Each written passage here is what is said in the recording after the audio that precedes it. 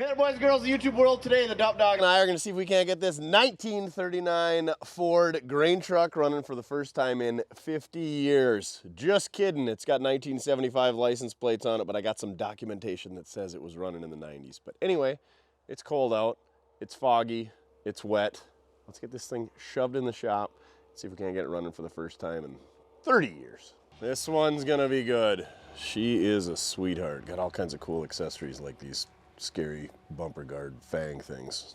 We got this thing rolled inside. Let's take a quick look at this thing before we tear into it. So this is a 38-39 Fords were extremely similar. The main thing you could tell is there's a nice little gap between the stainless and the grill on a 38, which I think arguably is way better looking. 39, it's all just kind of one piece, and it's got that stainless strip down the middle. No gap. Easy way to tell. These are aftermarket accessory grill guards. I don't know what they're gonna do. Clearly they've already kissed the grill once. This thing is full of aftermarket accessories. It had a visor on it. It just about came loose on the way home from Minot, North Dakota. So I took it off and it's sitting in the bed. It's got the 95 horse flathead V8. I don't know that you could get a 60 horse V8 in these trucks or not, but those were pretty much the only two options. Look at that, sexy red pinstripe. I think the fenders are red primer with black over them. It's got these add-on dual lamp blinkers. This thing's been stored inside. Look at how nice those tags are. Last tagged in 75, but we got some receipts from the early 90s where they rebuilt the motor. Look at them cool jewels that they got mounting the license plate even. This thing's full of trinkets. It's got these add-on accessory tow mirrors. Look at all them brackets. 5 support bars. Those mirrors ain't going nowhere. He's going nowhere. Where you going? Nowhere. Now, of course, you'd ordered this from Ford with a cabin chassis, and then it would have went to an upfitter, and that's where they put this bed on it. I think it's got a hoist under it, which was pretty crazy for the times. Hoists weren't super popular until the 50s around here, so this thing was the cat's pajamas in the late 30s. It's got this cool little ladder that they got over here. It slides up and down.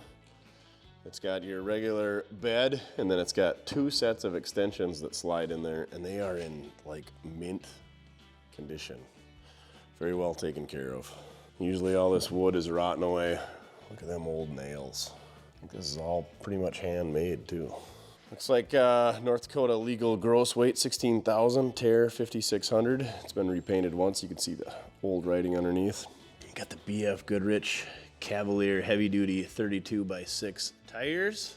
Got some cool All-State mud flaps. Look at that. So you've got a brand new spare tire. Speaking of brand new tires, it came with 3 new tires in the bed, and I think the other ones are on the truck. That one's a brand new one, and I think the fronts are new. So I think we just got 3 rear rims that we gotta put new tires on. You could get a factory Ford script bed, but this is not one of those. They even put this cool little tin cap over the end of the rails so that they didn't split out or back into things and damage them. This one's missing. Some aftermarket lights over on the corners. They even rubber mounted them so you didn't break them off like some dummy did with the skid steer on that one. Even the bed floor and the bed strips is in great condition. There's the rear door and hatch, and I think the tip tops for that are up there somewhere. There's that visor I talked about. It's not a really nice, like a Fulton visor. It's one of the cheaper ones, but it looked pretty cool when it was on there. But yeah, let me show you what's inside, and we gotta clear some things out because I think it's full of stuff. It's been a while since I hauled this home. We interrupt your regular scheduled shenanigans to bring you this Mortske merch minute. That's right, we got a new merch drop. This is the Mortske's Millions. This is all the cars that I've got that made 1 million views on YouTube, and this shirt is $13.99. Dalton down at Pole Barn Garage said he's got the most affordable shirts on YouTube, so guess what? We had to beat him. He's got $14 shirts. We got $13.99 shirts, so head on over to mortske.com for this shirt and more. That's right, mortske.com. Now back to your regularly scheduled shenanigans. Get yourself a $13.99 shirt before they're gone. We're gonna figure out what that gauge cluster was. This guy, same guy that we got the Model T from, just had hordes and hordes of stuff. And so who knows what this was? It's got 73,000 miles on it. I'm thinking early 60s. There's probably a Ford part number on here somewhere. C0AF, so 1960, I would guess. Obviously, that doesn't fit this truck. We got brand new inner tubes. Obviously, those are for the brand new tires. And a whole bunch of tarps. What is this, a 100-foot extension cord? Oh, how could we be so lucky? I despise super long extension cords, but we'll use it. It's a good one, old one. More tarps. Ugh. Some seat cover material. I don't know why I'm saving that. Not like we're gonna do upholstery anytime soon. The oil bath air cleaner. Hubcaps, I'm not an expert. I think 57 Plymouth. They're kind of a cool custom looking cap, smooth, no obnoxious cap in the middle or insignia. We got 4 of them there. And these late 60s Chevy, mid 60s Chevy. They're pretty tough shape, dinged up. Only got 3. All right, here we go. Here's a receipt from Little Dearborn, 9/16 of 02. A lubrication chart and instructions, and a 59A-9350. Oh, it's a fuel pump. There was a note in this thing that said, runs good, just needs a fuel pump. Or couldn't get it to start, think it needs a fuel pump. It was in the auction. I don't know where that note is. I haven't found it yet. Anyway, new fuel pump from 2002. What's in this little box? Hopefully a nice little necklace. Nope, empty. Dang it. I was really hoping for some jewelry. Comment down below the best thing that you ever found in a car. I don't know about the best thing, but the most interesting thing is I had a 08 P71 Crown Vic cop car that I did a Crown Vic chassis swap, the one and only one I'll ever do. And there was a 380 clip in the back seat, wedged in the back seat, a wedding ring, and there was something else in that car. I don't know. We found several vehicles with glass pipes in them, or pipes of different natures, but the 380 clip was full of bullets and then a wedding ring. So I just assumed that some guy was trying to get his handcuffs off behind him and his wedding ring slipped off. But anyway, that's all. Back to work. Comment down below the best thing you ever found in an old car or a new car. Looks like Little Dearborn catalog. 2424 University Avenue Southeast, Minneapolis, Minnesota. I feel like these guys aren't either there anymore or aren't even in business. I used to stay right across the street when I would go back to the 50s back in the day, but I think they're no more. $3 for these back in the day though. Baking soda? Is that to keep the mice out? Somebody commented peppermint. That's what you need to keep mice out. We'll have to try the peppermint oil thing. Looks like a spare tire tool. It's by Ken Tool, made in USA. This one looks more like the factory one. So many inner tubes. And what's this? Ooh, Craftsman 3/4 inch drive with an 1.5 inch socket. What brand is that? It's got to be a good one. Walden Worcester, made in USA. Throw that in with our 3/4 inch socket selection collection. Here's a little registration card holder. It's in tough shape. Looks like it says something and company, transmission, Duluth. Oh, I don't know. Mojo's just back there priming the oil pump on a 4.3 V6. It's a Vortec. Weighed on scale, September 29th, 1939, with a load of coal. That's friggin' neat. So this thing was hauling coal 86 years ago. That's pretty neat. How neat is that? Now that we got all the goodies out of there, let's show you the inside of this thing. This thing is super sweet. I don't know how many of these trucks I've had, probably 6 or 8 of them, and then probably, 50 or 80 of these Ford trucks from the 1930s and 40s, but I've never seen one anywhere near as pristine as this. Like, those are original pinstripes, and they're still on there. That's got to be hand stripe back in the day. It's got this little cork plug in there for where the lock would go. Look at the door panels. This is like a hammer tone paint. The window cranks are all mint condition. Paint's just rubbed off a little bit where it's been closed. So there's the fuel filler behind the cab. It's even got the lacing, the wind lacing, the weather stripping still in there. You could tell they took care of it. They put some mats down there. The seat is all there. That's what, an 86-year-old seat? And this is the best part. Check that out. The headliner. That's cardboard insert. Still all there. But look at all these neat little trinkets. That's an aftermarket heater that you would add on yourself or take it to a shop. There's the Chelsea PTO and hoist controls. It's got a little add-on map light above that. My Model A Coupe's got one of those. It's got the Necker knob, the Brody knob, the wrist breaker 1000 over there. The steering wheel spinner. It's got add-on 6-volt air conditioning. So it's got 2 mirrors up here. I don't think either of them is factory, but look at how big and convex this one is.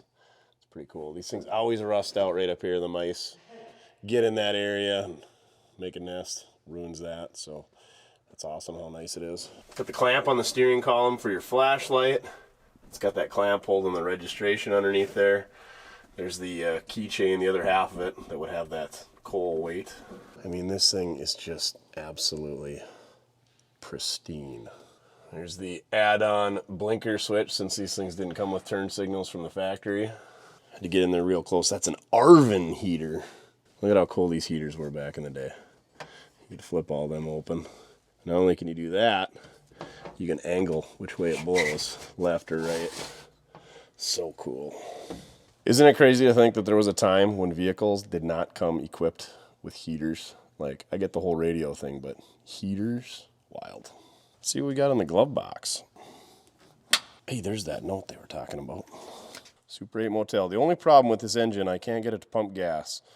I put a new fuel pump on it. Must be in the tank. So I'm guessing that is a good used fuel pump in there. Another little Dearborn box from June 23rd, 04, Levi Newport. Looks like that's the fuel line that goes from the fuel line coming up along the firewall to the fuel pump. Again, looks in good shape. I'm guessing it's the used one he took off. Registration card holder. Something, oh, it's a dealer. McGinnis Ford, Lincoln, Nebraska. That's pretty cool. I bet old Jeffy Fast down there in Nebraska wants that, even though he's in the Omaha area. Made by Cobb's Manufacturing, Des Moines, Iowa. Oh, look at that old spare tire checker. What brand is it? Syracuse Gauge Manufacturing Corporation, Syracuse, New York. What a time. Everything was made in America back then. Looks like one of the old bump stops for the front axle fell off. Bracket for something. Oh, that's for the grill where the hand crank would go. I suppose they had to take that off when they put that cool accessory bracket up front on the bumper. Push guard, bumper guard, grill guard, and a spare shift knob. Look at these cool glass marker lights on the front of the bed as well. Clearance lights, so they're orange or amber since they're facing forward. No chicken chasers on the roof, thankfully. Just a single wiper. Vacuum, no doubt. Oh, these are liners that go around the rim, and then the tube goes over that, and the tire goes over that. They're not tubes, they're liners. Looks like our air conditioning is a Whirlwind Ultra Deluxe. Proud product of Brooklyn, New York, USA. You can see she's got a few miles on it. That's where the coal hauler or the farmer's arm would be leaning out the window when they're down on a nice summer day. Look at this. How many times of running your arm out the window you think it got to make that look like chrome? All shiny. That tells you it's been stored well, because that's not even rusty from the humidity. Looks like those aforementioned turn signals are Interstate brand. Got the V8 horn button. Those knobs are for the headlight switch. 51,950 miles. Guaranteed that's 50, not 150. Look at how nice that dash is and those gauges. Seats worn ever so slightly on the driver's side from climbing in and out. Yes, they got wood floorboards in these things. Fuel tank is under the seat. Yep, no storage there. Can't believe how nice that thing is. Phenomenal. Green paint still on all the window trim and everything. Crazy. The heater switch even says Arvin on it. Let's get this hood open. Take a look at the old 95 horse flathead. How cool of a hood latch is that? Oh, don't be sticky on me now. There we go. Unfortunately, there's not a lot of room for me to work in there, and there's even less room to get a camera in to work in there. So let's take these hood sides off so we can get in there real nice and deep black. That's it, boy. Get in there nice and deep like. A lot of times these are missing because guys will take them off because these flatheads like to overheat. And so how do you make it not overheat? You take the hood and hood sides off, mainly the hood sides.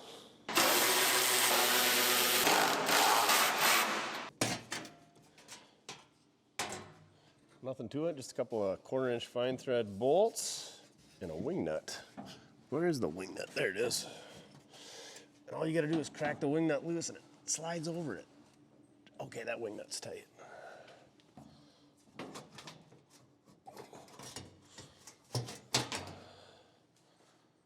Oh yeah, now she's a hot rod. No hood sides. Oh, look at that. It's got the dual groove pulleys on there. So you got 2 grooves on the crank, 2 grooves on each of the water pumps, 2 water pumps, and then 2 grooves on the alternator / fan mount. That's a nice hot rod upgrade. Like I said, there was some receipts that the auctioneer sent me from the 1990s, I don't know, like 92, 93, that they'd rebuilt this entire engine, did the brakes, all that stuff. So hopefully it's a good one. Even left us a red shop rag. What's that covering up? Nothing.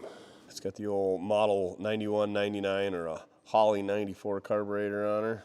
6-volt battery. Looks like they tried to get her running in July of 2010 or somewhere in there. So only 15 years old that battery is. See, we leave them just as we found them. Other YouTube channels will be like, yeah, this thing hasn't been running 50 years because of the license plates. No, we found evidence that it was started since then. So we shoot you straight around here. Look at the tape and wire on it. He wants you to know that that was the negative. Oh, these are bread ties. That's pretty neat. Yeah, even though this one's clearly going right to the body. So, you know, positive ground, obviously, but the negative goes to that side.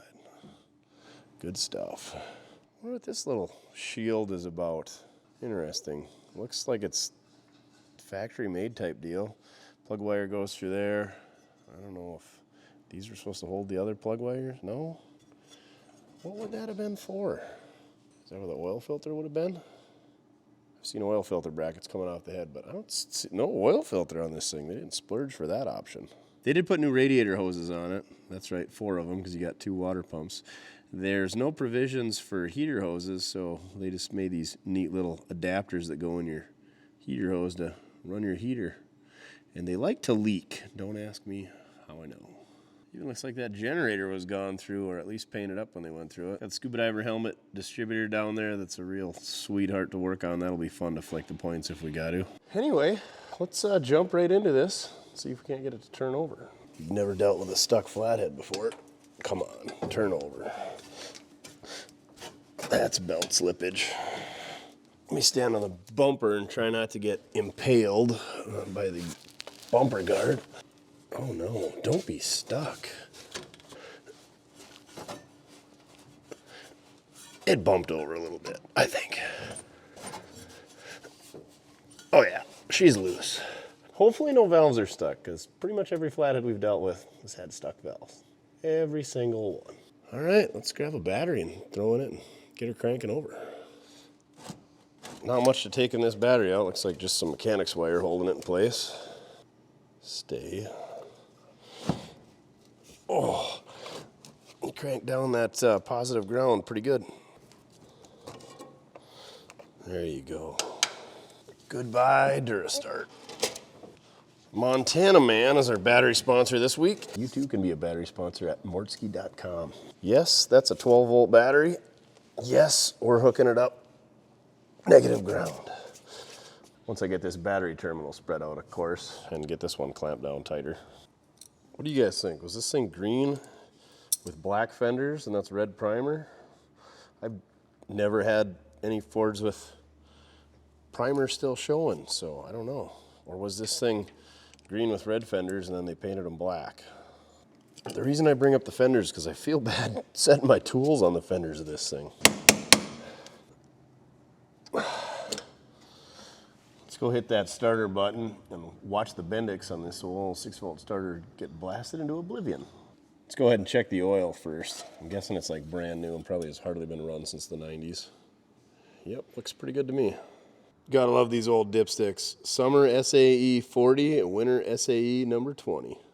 She's right up to the full mark and definitely above the safe driving range and above danger. God, they just got boring when they put to add 1 quart. Now, because of how nice this truck is, I almost guarantee this is the original engine. Car engines, truck engines, pretty much the same. Truck engines would get these double pulleys set up that I talked about earlier. You might get a Stromberg carburetor, but those I think were just aftermarket. But the truck engines had a T cast into them. Check this out. She's got the 81T, so that's the version of the flathead that is in here. The 81T. And I think the 6049 was just a Ford part number. Well, all of it is a Ford part number, but it is a truck Ford part number. Still got fuel in the sediment bowl. There's that new fuel hose that I was talking about earlier. It comes from that line that goes up the firewall and goes right into the fuel pump. So these things aren't really like your conventional car. They got a push button and they got a key that's kind of a column lock. Basically just puts a rubber wheel against the column so it makes it hard to steer, and then that turns your, well, it doesn't even turn your ignition on and off. Let me show you. Since we're showing you things, I'll show you all the things. This is your reverse lockout. You flip that up in order to shift it into reverse, which is first, second, should be a 4-speed, third, fourth, and then you got to pull this to get it over here into reverse. And then I'm guessing this is for the hoist, this one's for the PTO, this is your choke, this is your throttle.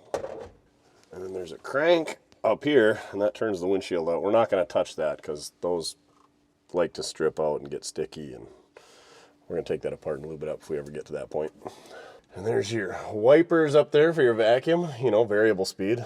It varies on how fast your engine's going. This thing didn't even come with visors. There's the dimples there where they would put a visor. Does have all your gauges, fuel, oil, amps, temp. Temp's got that little mercury tube that goes up and down, shows you how hot it is. Instead of a voltage gauge, it's amps. Oil pressure goes all the way up to 50. You're lucky if you got 15 on flatheads in my experience. Not sure if that was factory or not, but it looks like a little indicator over there. That's definitely for your check engine light. Not. I assume that's for your high beam. Speaking of high beam, there's your high and low beam selector switch down there by your clutch pedal. It's a conventional pedal assembly layout. There's your brake pedal, your gas pedal, but that's your cruise control. That's where you rest your heel on over there on the right for flying down the road so your leg don't get tired. No, that is not a starter button. That's where you rest your foot. Footrest, I guess. And then obviously there's your hand park brake. Oh yeah, back to the ignition. So this is just a column lock, and then obviously that's your key to get in and out, but this is your ignition. On, off, and there's your start button over to the left. You can tell it's a start button by the way that it is. This is an aspen. You can tell that it's an aspen tree because of the way it is. So I think we can crank it over with the ignition off. So off, here we go.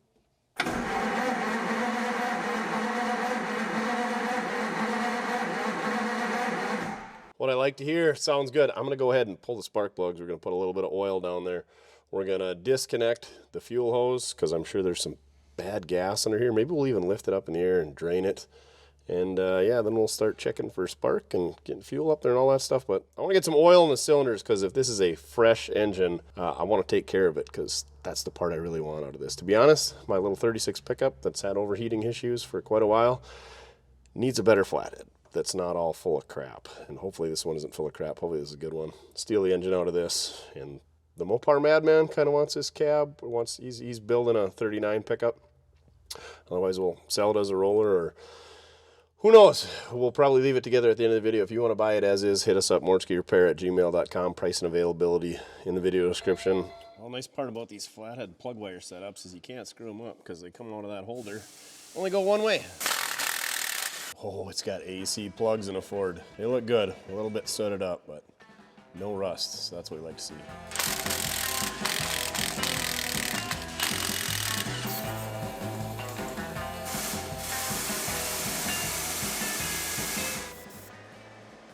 Guess that means the cylinders are full, air compressor's on, and we're out of zap. Well, hopefully we're gonna get this fuel pump working at some point, and likely this fuel is 20 plus years old. So let's go ahead and disconnect this fuel hose from the fuel line. That way, if the fuel pump does miraculously decide to work, we're not gonna pull any bad fuel into the engine and stick valves and the carburetor and everything else.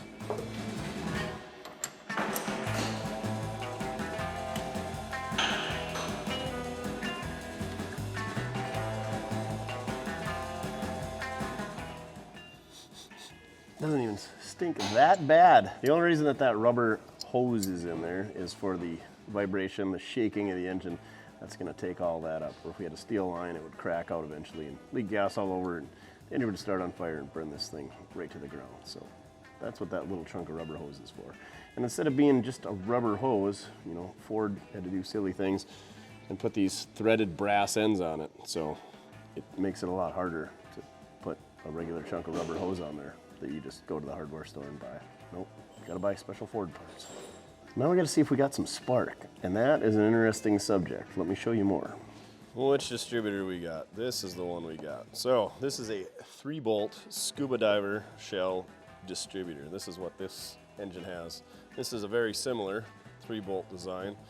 This has a 3-bolt coil. Our engine, being a 37 to 41, has a 2-bolt coil.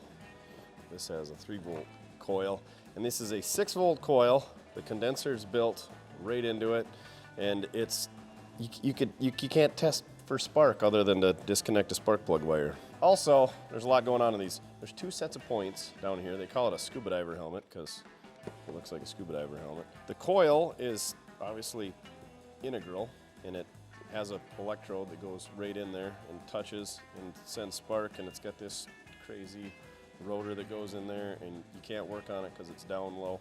So a lot of guys like to upgrade them to a 2-bolt style, like so. This has actually got a 3-bolt adapter on it, and this is what they like to call a crab style distributor cap, because it looks like a crab, right? But anyway, this has got an external coil, still got the condenser down there, but the external coil up here, and then it's got a wire going to there. So what we do is we just unplug that, put that to a ground, and crank it over and see if we got spark. But we can't do that because we don't have this on there. So what we got to do is just pull a spark plug wire off and crank it over. And this is a 6-volt coil. We got 12 volts running to it. We're going to try not to run it on 12 volts too long, because then if it blows up that coil, then we got nothing. But they do make adapters, a 3-volt and a 2-bolt adapter that bolts on to where this coil would go, and then you just stuck a regular 12-volt coil up to it with a coil wire going down to it, and that's the way to go. I don't have one of those on hand. I do somewhere, but I can't find it. I don't know if it's probably on that 36 Ford pickup, unless I converted that to a crab-style distributor. I don't know where it's at. I can't find it. I thought I had one. Maybe it was a 3-bolt style. I don't know. Anyway, let's see if we got spark. More than you ever wanted to know about the different styles of distributors. And then in 49, they went to a regular style distributor that sticks up the top so you can actually work on it. They make cute little test benches for working on these guys to set up the points, because you can't really set the points very well when it's down there below the fan and above the crankshaft, and you'll die if it's running and you set the dwell doing it that way. Okay. First things first, I'm gonna disconnect the primary coil wire going to the coil, and then we're gonna run a jumper wire to the battery because I don't trust the wiring that's in the cab of this truck right now. And that little wire is right here on a 3-bolt, and it's like right here on a 2-bolt. So I'm gonna go ahead and disconnect that now. But you guys can't see. Get the loser switch hooked up to the solenoid below the battery. Got ourselves a jumper wire going from the battery down to the coil. Now let's see if we can get some spark. Let's hope it's good spark and it just jumps so I don't have to hold them and get hit by the power of Grayskull. By the power of Grayskull! I bet it's got spark, seeing how the way that arced. Here we go. Oh yeah, we got all the spark. Sweet. Hey, we got some spark. I'm gonna go grab some new NGK B6L spark plugs, throw those in there. We're gonna drizzle some hot sauce in there, see if this thing will light off. And then if it does, we're gonna figure out the whole fuel pump situation that Levi was stumped about. So I'm stoked.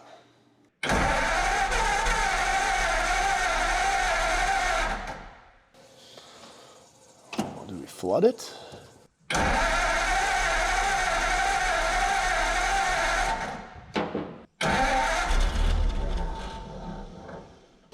She's gonna go.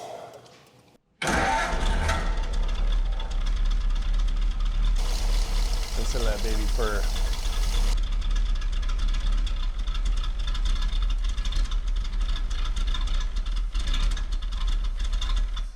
Like a sewing machine. It's even got a muffler on it. It's so quiet.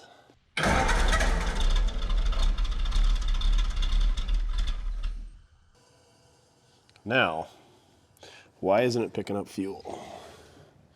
Well, I would lie to you and tell you, hey, oh, it's running now. This is great.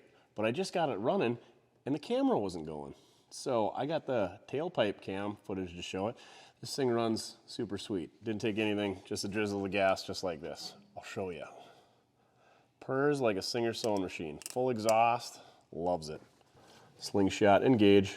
Slingshot engaged. Ooh, starter's not happy. Mojo's cracking the door, it's getting smoky in here.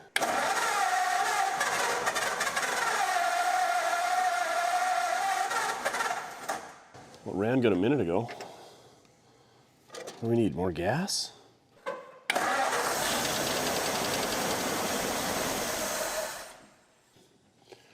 See, runs great. Now we got to hook up fuel source so we can get it to run a little bit longer. So the fuel system on these things, it's similar to a small block Chevy. So you got your camshaft that's got an eccentric, which is a lobe that goes up and down, which pushes a push rod, which pushes a lever on the fuel pump, which pushes a plunger, open and close on the fuel pump, which sucks fuel and compresses it and pushes it into the carburetor. So you got several places that can be bad. You could have a worn lobe in the camshaft. That's not good. So we have to swap the camshaft. That push rod, I have seen those worn down, and I do have a new one of those sitting there, so we can swap that out. Could be the fuel pump, but it sounds like he's already swapped that. But it also could be a plugged fuel line or a pickup in the tank that we're not getting fuel up there from the fuel tank. So, first things first, it's only got 15-year-old gas, right? Because that battery's from 2010. Maybe they used it 5 years later. Maybe it's only 2015 gas. Anyway, let's see if we can't get fuel up to the fuel pump and go from there. And if we can get fuel up to there, then we'll move down the line. What is making noise over here? Oh, that coil's gonna blow up. Always unhook your 6-volt coil. They don't like 12-volt for very long. Whew, sorry, buddy. Hasn't blown up yet. I don't know what else would be in there making that noise. Well, hopefully we didn't blow that guy up. All right, speaking of blowing, let's get some air and blow in that line, see if we can get some fuel out. If we can get fuel to this thing and we didn't blow up the coil, this will be the easiest flathead revival known to man. Well, it doesn't seem to be blowing fuel through there. I'm gonna blow some air in the fuel filler neck and see if we can get some fuel to come out over here.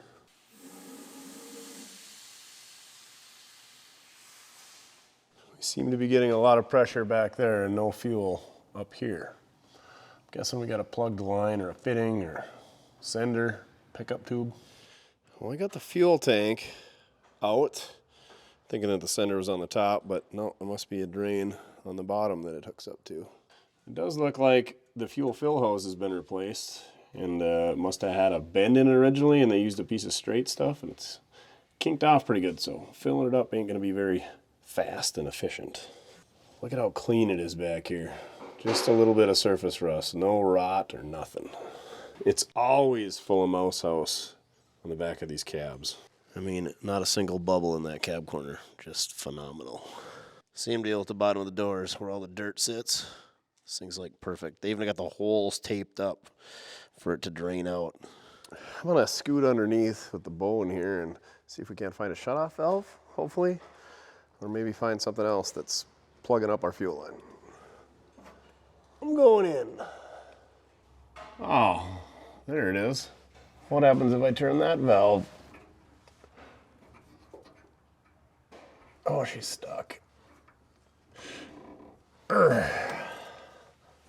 Yeah, that hasn't been open in a while. Or turned, I guess. Maybe it was open already. It's crazy how nice it is underneath there. That is a newer fuel tank, you can tell, because it's not even dirty on the bottom. But I wonder if Levi turned the fuel off, went to go start it again, and forgot that there was a fuel shut off. That was the problem. Let's hope it was. For our sake, not for his. But it was definitely stuck. Had to use the old Knipex. Knipex? I don't know. Knipex. K-nip-x. Knipex. The pliers to get it open. Now let's blow some air through there and see if we get some fuel coming out. Spraying gas everywhere yet? Nope. Well, that's strange. That valve could be plugged up, or there could be stuff in the fuel tank that's plugging it too. Let's try blowing it this way.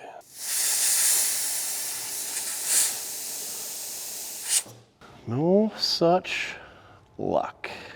Well, since we can't get air to blow either way, it's got to be something either in the line or in the tank or in that valve. So that's where I'm going to start. I'm going to go disconnect the line from that valve, and we'll see if we can get air to blow either way from there and work our way up. Hopefully it's just this line plugged up, because that'd be the easiest thing to do.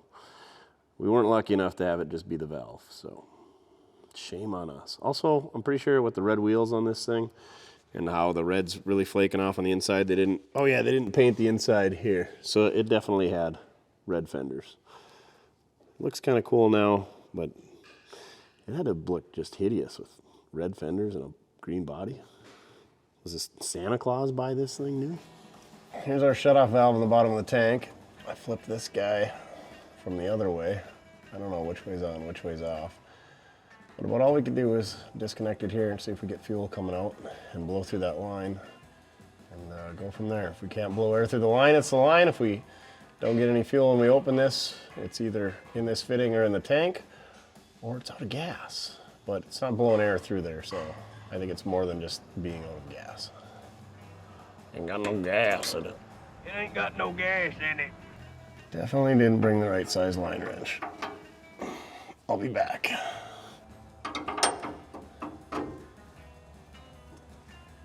Holy tight Batman.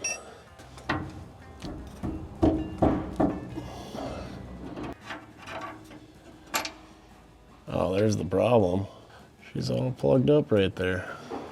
Oh, it's in here too. All right, I'm gonna go up top and blow on this line. Hopefully this crap comes out here and then we're gonna have to chisel that out of there. Great. Hopefully it's just sediment and it's only at the bottom. We can blow this out of there.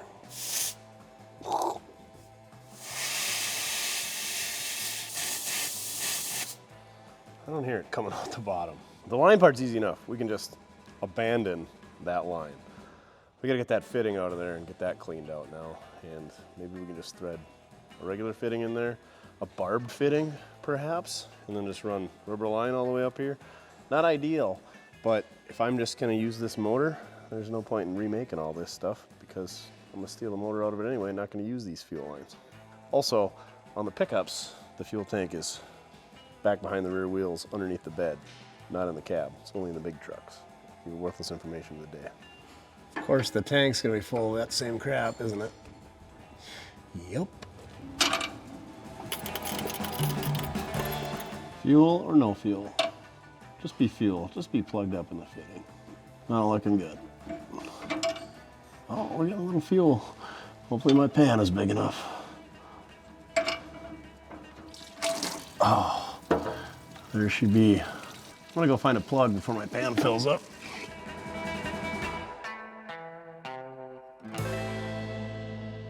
There's that shutoff valve, and that's the problem. Whatever that stuff is, it's plugging it up, and it's also plugging up that line. So we're just going to replace it with a barb fitting that goes to pipe thread and some rubber hose. See what happens. And we could clean that out and try cleaning out the line, but that doesn't sound like any fun. Just for S's and G's, let's see if we can't get this thing cleaned out. Get your Mojo Craft screwdriver at mortske.com. Works great for cleaning out dirty fuel valves on 39 Ford trucks. What is this stuff? Rust? Tar? Varnish? Oh, she's packed. Yucky.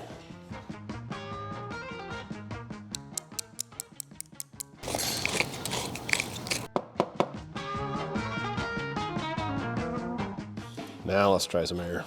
It's not pointed at me.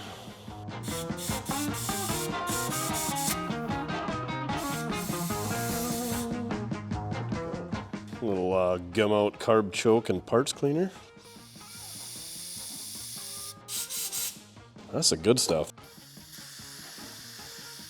Oh yeah. Now we just gotta clean out that fuel line. Ow. It stings the old cut. It's disinfected now though. Let's do a little prod around in this guy. I can't see in there, but I can feel the shmoo. Oh man, it is packed in there. Good grief. No wonder I couldn't blow air through there. You know what? I'm gonna get a drill bit. Holy crap. How far in does it go? I need a longer drill bit. Well, let's blow some air, see if it got enough.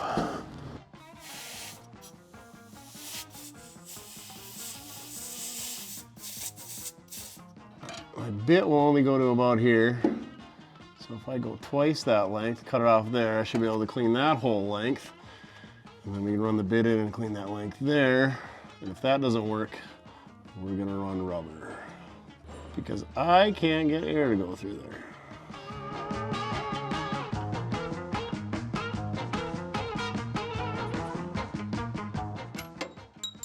Hey, it didn't even drop out of the bucket of gas. Oh, of course it's plugged up past that point.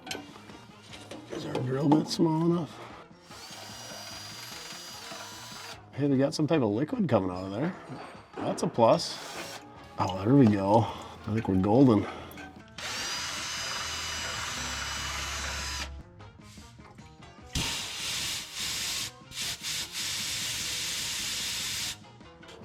All right, let's get this cleaned out.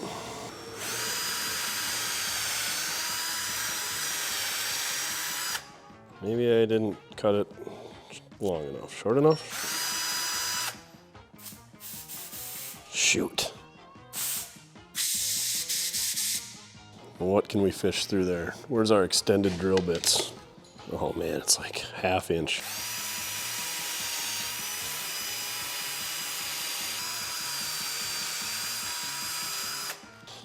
And she's packed in there tight.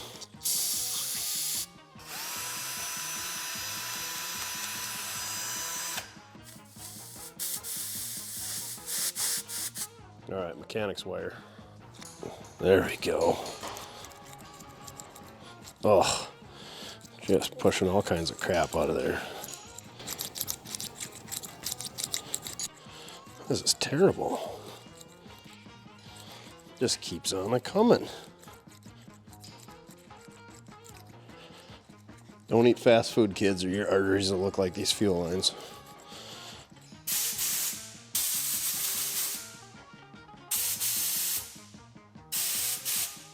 Oh yeah, see right through it.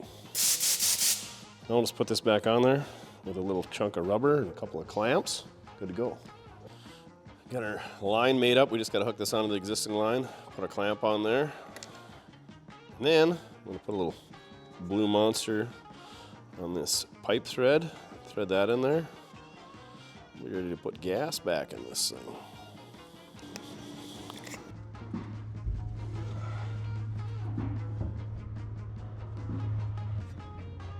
So yes, the valve was open before when I started, but obviously it was plugged up from shrapnel, not the valve being closed.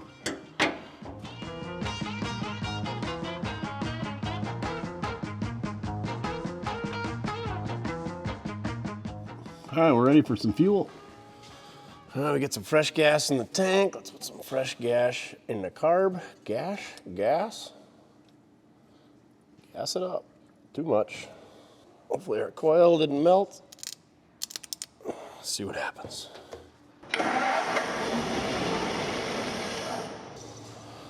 Pick up some fuel.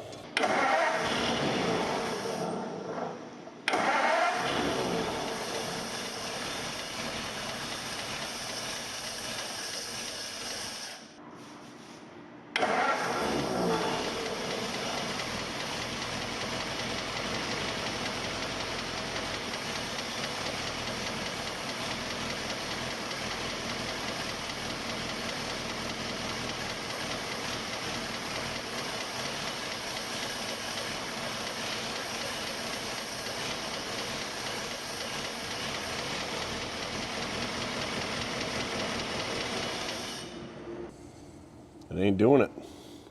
Why not? She runs sweet though. All right, let's see if we're getting fuel coming out of the fuel pump. I don't know. I don't know where we're not getting fuel at. The carburetor, that's where we're not getting it, that's for sure. Pull this fuel line off the carburetor and see if we're getting gas up here. Could be that our needle and seat's stuck. Sediment bowl looks like it's got fuel in it, so I don't know why it's not pumping.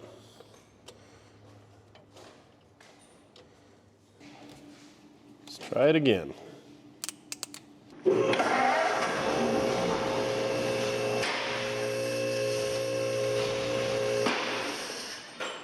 It's trying.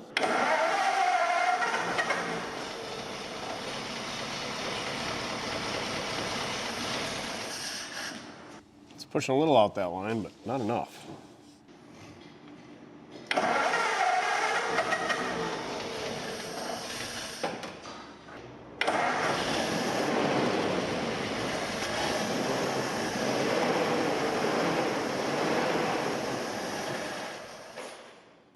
Well, what the heck?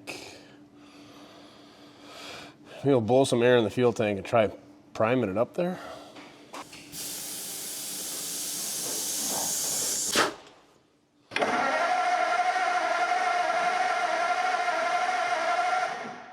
The generator connection is smoking. That's hot. How about the key's on? Clearly. Let's go ahead and disconnect this voltage regulator. Clearly something's not happy there with 12 volts. It might be that it's a positive ground system and we're hooking it up negative ground. Let's take this fuel line back off and blow air and see if we can't get fuel up to there.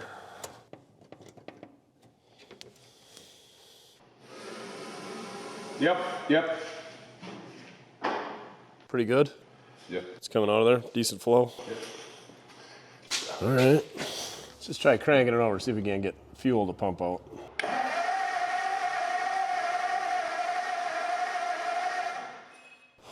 Well, that's no good.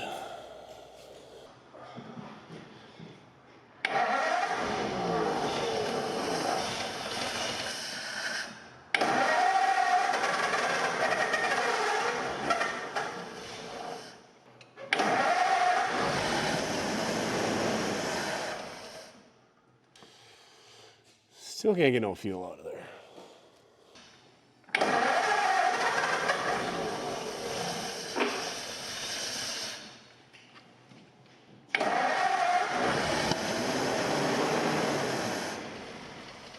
And I refuse to install an electric fuel pump.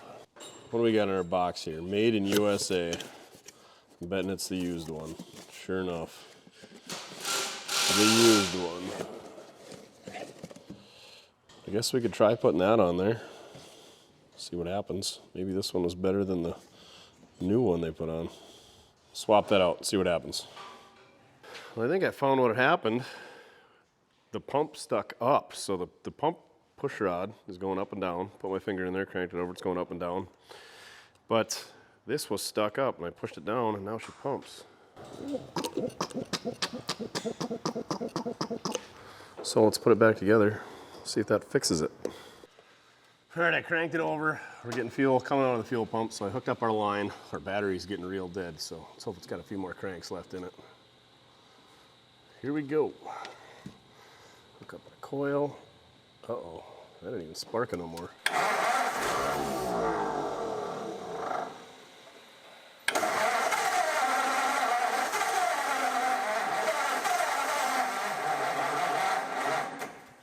Come on, baby.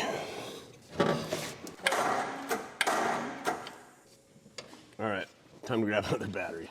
It's those 6-volt starters and coils, they kill your 12-volt batteries so much faster. Not. Imagine how many cranks we'd have got out of a 6-volt battery. About 3. All right, let's try her again. Maybe it's not the battery. The starter was sounding so good. Can't be the starter, maybe it's the solenoid. So unhook that coil till we figured out, dang it, we were just getting fuel. Our engine didn't seize. No way. Maybe the old starter Bendix is stuck.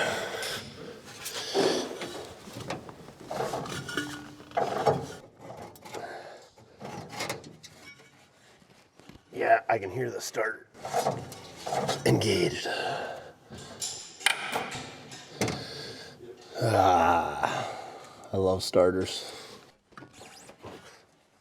Oh, bent the frickin' fan blade. Okay, I'm gonna have to pull that starter off and get the Bendix disengaged or put it on the bench and take a look at it anyway. We got the starter off. Sure enough, the Bendix was stuck, so Mojo's gonna inspect it while we got her out. He wanted to cut this screw on this clamp, but We're gonna do it the right way and take it apart. Usually them flathead screws and square nuts don't come apart or what? Usually not. Yeah, Well, this is a nice one. yeah, nice one. Didn't even have to put penetrating oil on it. Well, Somebody's got it all painted up black like they rebuilt it. Maybe we should have cut that, huh? yeah, see? All right. Yeah, see? That's why you get paid the big bucks, huh?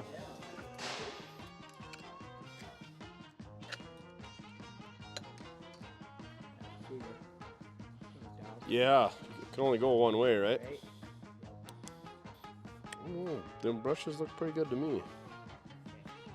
I think it was just that Bendix that was stuck. How do they look to you? Yeah, they look all right. But you see, what's nice is you pull a spring up and you lock it against the brush, bring the brush up, and then that spring holds that brush up. Yep. And then when you get it all put together, you just snap them down. Snap them back in place.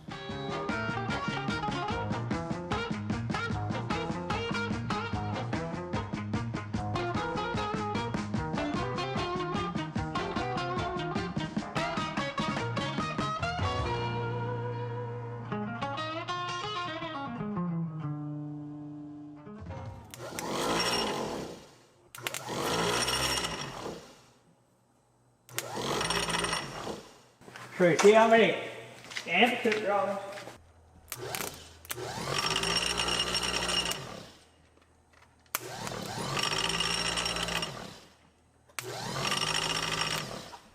See on these type of starters, then when the engine starts, That's It what kicks kicks. this That's what back, kicks it see? back. see, Okay. then when it hits starter in, then it whirls in.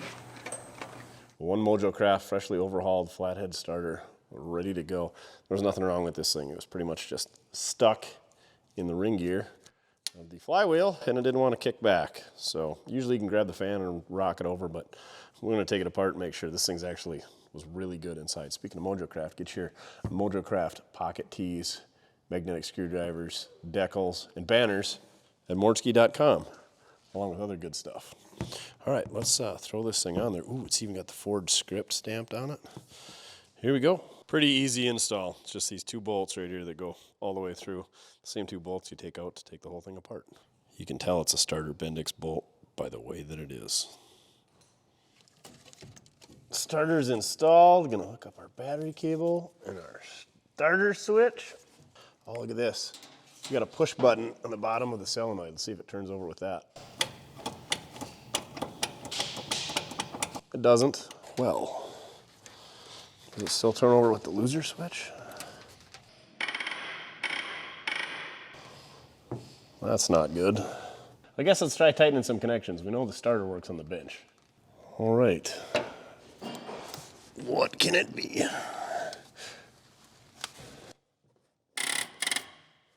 Take our Milton battery tester here. Load test this battery. Maybe it's the battery? Oh yeah. That would help if I didn't throw a bad battery in there. Let's go grab the other one that was just in here. Before we do that, let's test it. Hook straight up to the battery. Maybe it was our connections. No, this battery is no good. Who would have thought? I think it's dated 2017 and it's all bulged out.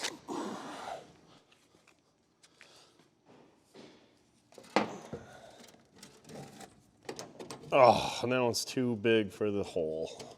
Story of my life. Not really. Try number 3. Got it. Now will it turn over? Money in the bank. All right. Let's start picking up some fuel. Give her a trickle of the hot sauce, hook up our coil, and light this sucker off.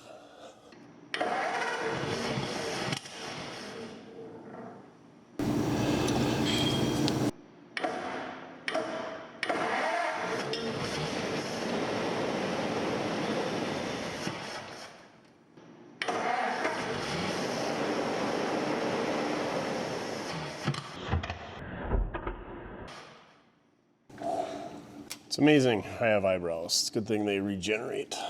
Regenerative eyebrows. All right, so Why are we not picking up fuel?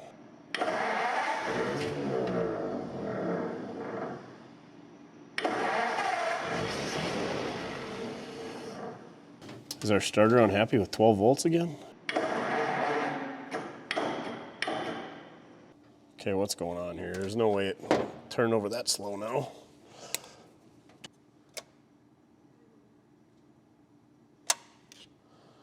Are you kidding me? Another bad battery? Sure looks like it. Well, I guess we'll grab another battery off the shelf. It is that time of year where I need to go take the batteries out, all the daily drivers, and put them away for the winter. So maybe we should steal a good known battery out of a vehicle we're not going to drive anymore. Which one do you suggest, Duff? The Blueser? The Roadster? Dirt Reynolds? All right, what is it? 11th time's a charm? This one tests good as well, just like all the other ones did. We'll see what happens. Maybe this thing is just cursed and is bound and determined to eat up all my batteries. Let's test this solenoid down here. No need for a loser switch. So there's a cute little button on the bottom of these solenoids. I don't know if it was a Ford only deal, but that's the only place I've ever seen them. But the old 6-volt Ford solenoid's got a cute little nipple on there that you push and it cranks it over like so. Here we go.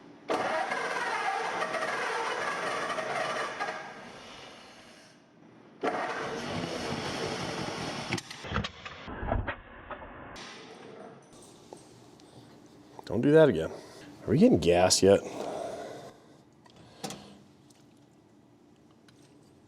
I don't have enough hands. I need to twist the nipple, pull on the throttle, and trickle gas in there all at the same time.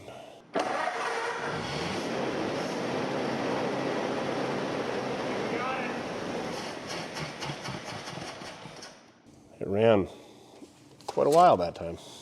It's got to be picking up fuel, right?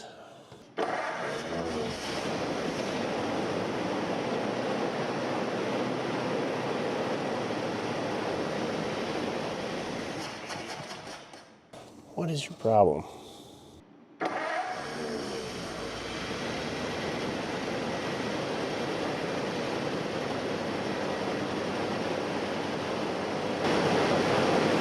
Like a sewing machine. Listen to that thing purr. Like, you don't hear anything. You hear the fan. You can hear the lifters and the valves going up and down. And it's not clacking, it's just smooth. Let's bump our choke off.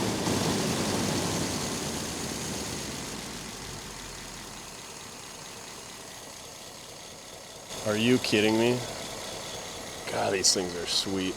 Let's see what we got for oil pressure if we got any. I think it's mechanical. No, she's at 0. It's definitely an electric gauge.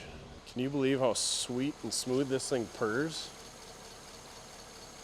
I don't think I've ever got a flathead running, or anything for that matter, with full exhaust like this. This thing has full exhaust on it, muffler. It still has tags on it. I think it's new old stock stuff, so this is crazy. I kind of want to put a 6-volt battery in it so we don't burn out that coil because it works so well. Oh, it's even getting some heat into the cooling system. Apparently, it's got coolants in it. Let's hope it does. Oh yeah. She's flowing even. It should. It's got 2 water pumps and 2 belts.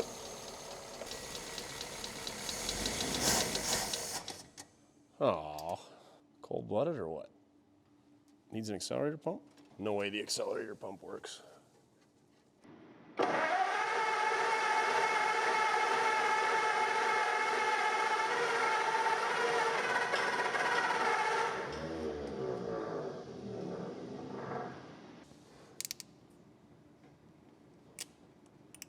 What happened here? Did we lose spark? I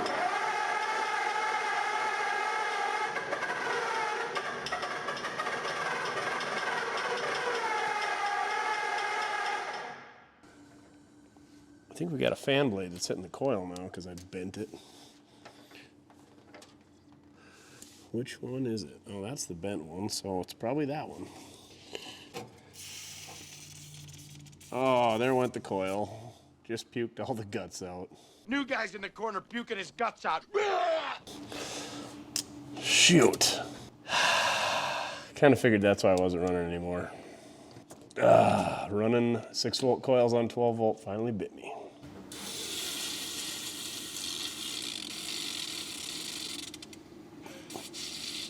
Six-volt coil poop. It just diarrheaed its guts out. That's what happens when you run 6-volt coils on 12-volt for too long. We didn't even run it that long. We usually run them way longer than that, but I guess when you're 80 years old or whatever it is, I don't want to do math right now. They don't last that long, so don't be like me. Convert your stuff properly to 12 volts or leave it 6 volts. Convert it, definitely convert it. I hate 6 volts. So we got 2 options, well 3 options. We don't have time to get a 12-volt conversion to get it here to get this video out this week. Option number 2 is to go through all my 6-volt coils, and I don't want to go through that because we're just going to burn it out again. We're going to have to convert it to 6 volts. Option 3 is I got that adapter to put a crab style distributor, and then we can run a 12-volt coil. I think that's what we're going to do. It's not going to be much fun, and I hate to take this one off because it works so dang good until it didn't, but it's probably going to be our most viable option. And it's not very good for you guys' viewing pleasure because there's no room for me to get down there, much less to get you guys down there with a camera and get my fat hands down there. So stay tuned when we take this all apart. Let's rip into a scuba diver helmet to crab conversion. First thing we got to do is take these sexy spark plug wire holders off because that's kind of integral to the old scuba diver helmet. So there's 2 bolts on the intake hole in those, and obviously these 4 wires, and then that'll come off with the distributor. Or we can pop that little bail clip off. Are you itching to go for a ride in this thing? Yeah? Well, when we get to work, instead of having to give you all the pets. All the lovey-doveys. Who's a good boy? I know, it's bird season and you want to go get some birds, but it's cold and windy today. You'd love being out there. I wouldn't. All right. Crab distributor time. You've got crabs. Instead of the you've got mail ding, that's what we should have. You've got mail. You've got crabs. That's terrible. Hey, dude, I got work to do. Okay? We'll hug later. Oh, it's such a needy baby.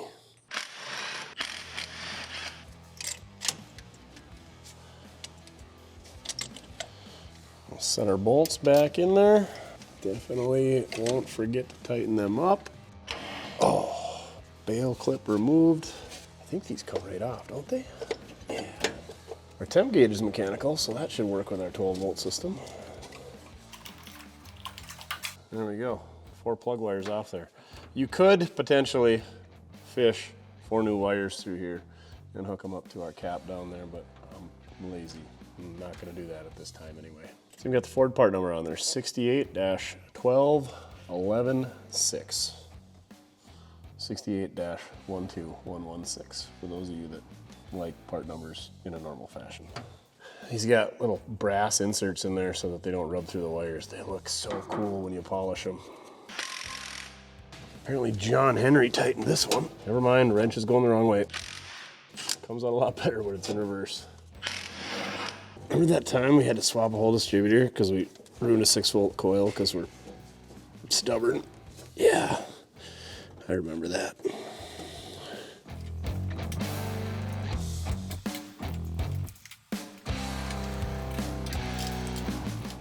What a terrible design, Ford.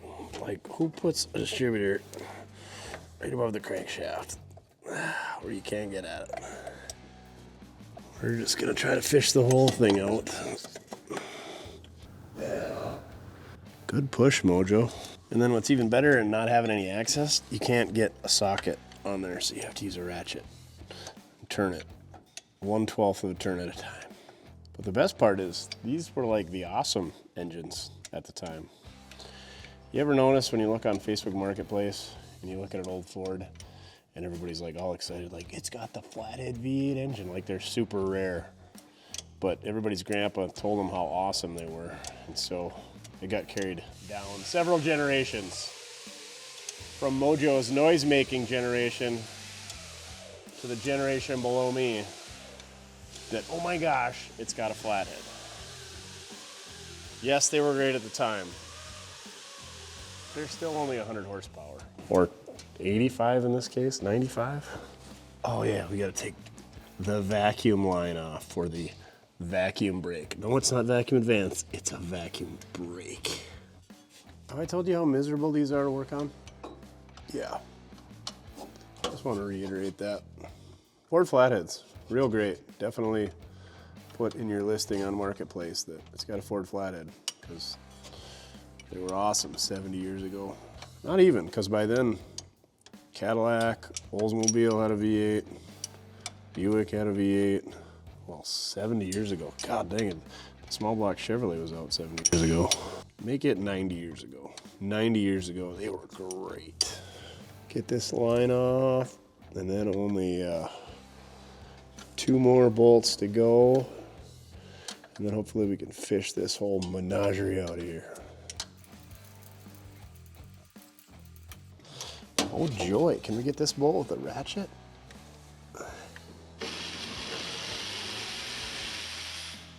Yes. Got him. Got him! Now, this is supposed to fall out the bottom? Maybe? Oh, of course it can't, because there's a stupid crankshaft in the way. No way. We gotta pull the fan off to get the distributor out. That would have been nice to know earlier. We should have definitely hooked up a ballast resistor. Done this all in 6 volts, I guess. Because this sucks. At least I haven't been complaining about it.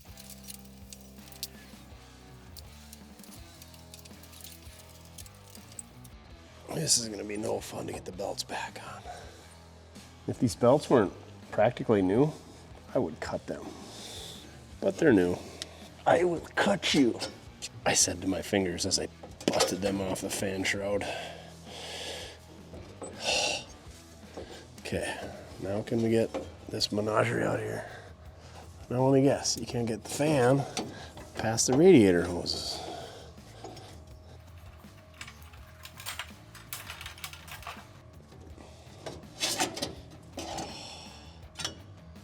Glorious. So close. Just gotta fish all the wires through. Or maybe we can get this to come apart now that it's out in the open. Yeah, right. Smells like failed hopes and dreams in this 6-volt coil.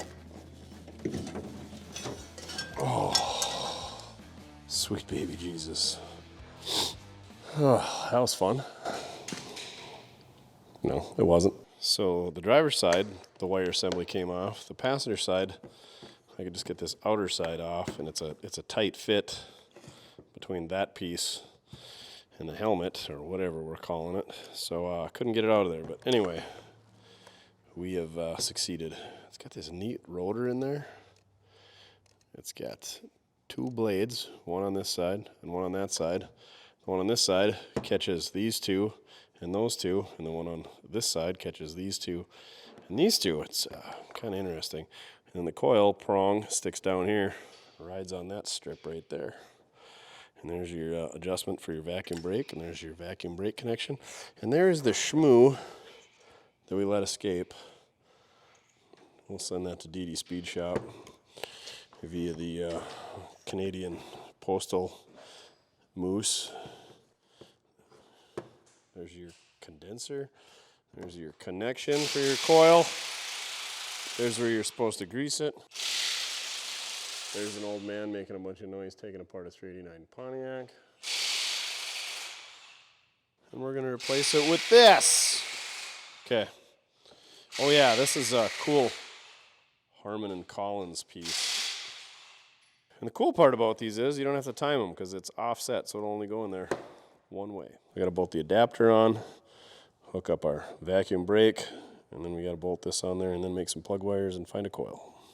Got ourselves a plug wire kit for a 59 AB flathead, and they're cut to fit, which is nice, but takes some work. So anyway, I'm gonna go ahead and make some plug wires, and then we'll fire this thing back up.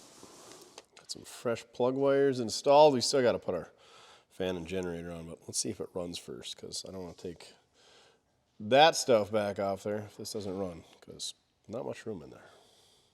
Here we go. That's a fresh distributor. I think we've had it on some other engines before, but anyway, it's all dialed in. There's no timing that we can really play with. The only thing I could screw up is the firing order, and hopefully we're good there. Hook up our coil. We're not even giving any hot sauce. Let's see what happens.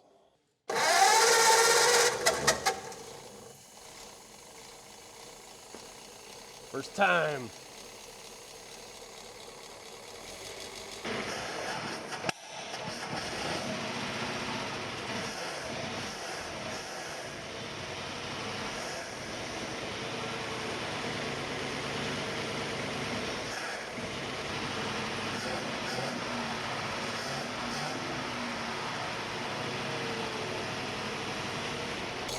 Like a Swiss watch. Is that where Timexes are made?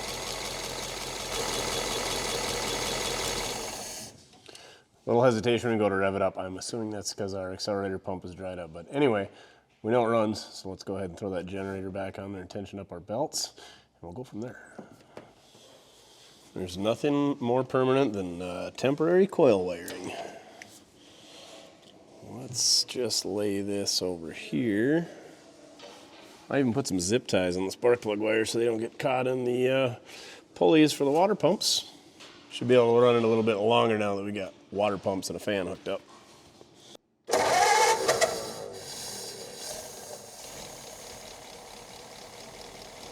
So freaking smooth.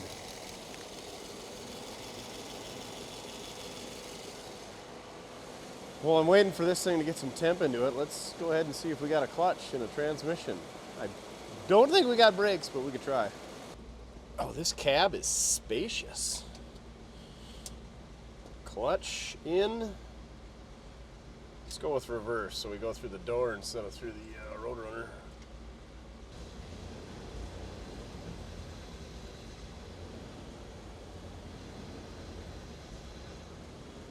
It's working. Got to adjust our mirrors. Those things are way off.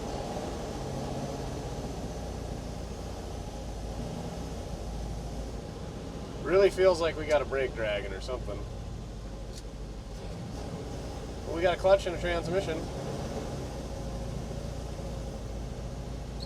E-brake / park brake is off.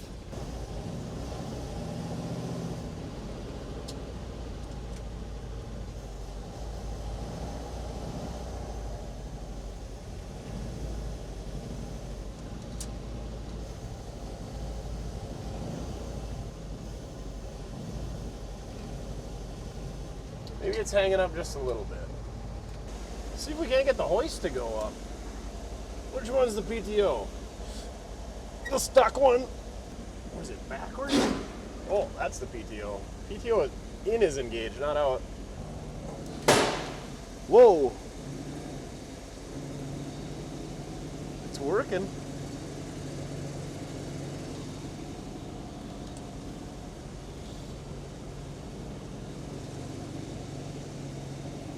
How neat is that?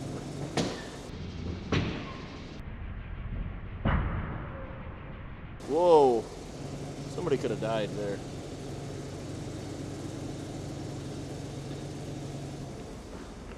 I kind of forgot about the tires back here. It's a good way to get them out of the bed. Good thing didn't dump the hood sides out though. She runs pretty sweet. I thought it had an aftermarket temp gauge, but it's just the stock one, and it looks like it's just sitting at 160, so perfect. I've never seen one of these gauges in working condition. And I gotta believe that that's working. Just hanging out right at 160. It's cool, it doesn't say 210, it's 212, which is boiling, obviously, in the Fahrenheits. But yeah, when it came crashing down, I probably shouldn't stand under here. It's a two-stage lift. So the inside cylinder goes up, and then the second cylinder goes up, the larger diameter one, or no, I'm guessing that one went first, because less resistance. Yeah, that's cool. And there's our hydraulic reservoir. That's a neat stuff. Look at how light duty that is. I mean, compared to new trucks. People want more chinfomercials. I don't know. We'll see. Promote chins. promotional videos. I like products. Get your Do hooded sweatshirt at mortske.com. Yeah. Oh, they even capped off the rails for the bed up front here so it didn't split out the wood. Look at that craftsmanship. Cool, just sitting at 160, literally. Cool. Is our choke on? Seems like it's idling high. Or is something wedged against our throttle?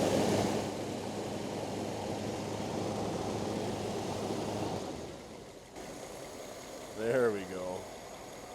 All right, hoist works, doesn't heat. I think we're gonna air out the shop, call it a day.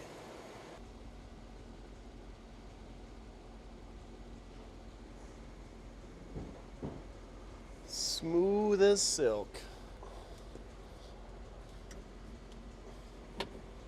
Well, I hit the brake pedal, and you guessed it, went right to the floor. There was a bunch of receipts that said that this thing had new brakes in the 90s, so 30 years ago, they probably got no miles on them. Anyway, let me show you where the master cylinder's at, and then I'm gonna crawl underneath this thing, get the cover off, fill that up, and then try reverse bleeding them or bleeding the brakes. I don't know if my lift is gonna lift this thing. I think the lift is 12,000 pounds. Yeah, I don't know what this truck weighs. There's not really a good way to lift it, so we're just gonna leave it on the ground for safety's sake. I don't wanna get crushed by a 39 Ford truck. And Duff doesn't want that either. So anyway, here's this cute little rubber cover. Goes right there. Then you got these little metal tabs you bend over, and that's where the master cylinder's at, but it's about 8 inches below that hole, so yeah, I can't really do much there, so I gotta do it from underneath, unfortunately. The old clutch has been shifted a few times. Got the pedal pad wore right off, same with the brake. All right, let's go do some brakes. Got our master cylinder filled up with some gunk, brake fluid, .3. I'm gonna jump on the bone creeper and go underneath and open a bunch of bleeders, and hopefully they bleed out. Like I said, these things got almost no miles on them, so hopefully it just gravity bleeds out. 39 is first year juice brakes for Ford, so 38 would be a lot better for us in this situation. Not only do we get the sexier grill, but we get mechanical brakes, which just work. They never worked great, but they work, and they're way more conducive to sitting than hydraulic brakes. And that is where we lost all of our brake fluid through a leak. The master cylinder was empty, so I'm gonna go underneath and try to get some fluid to these cylinders. Single reservoir, so when you lose one, you lose them all. Oh, we got a emergency brake, and we still got that brake drag we gotta figure out. But the old flathead's got enough horsepower to push through that. Also, this thing sat overnight, look at that. The temp, it actually works. It got up to like 180, 190 yesterday when we had it in here idling, but now she's down to nothing. Sweet, that's pretty neat that that works. I bet somebody replaced that temp gauge. That's why it's different, and that's white, and the other gauges are tan or brown. When we got brakes, I capped off the line going to the rear brakes. I actually used a legit inverted flare plug, so if somebody wants to put rear brakes on this, all they gotta do is hook them up.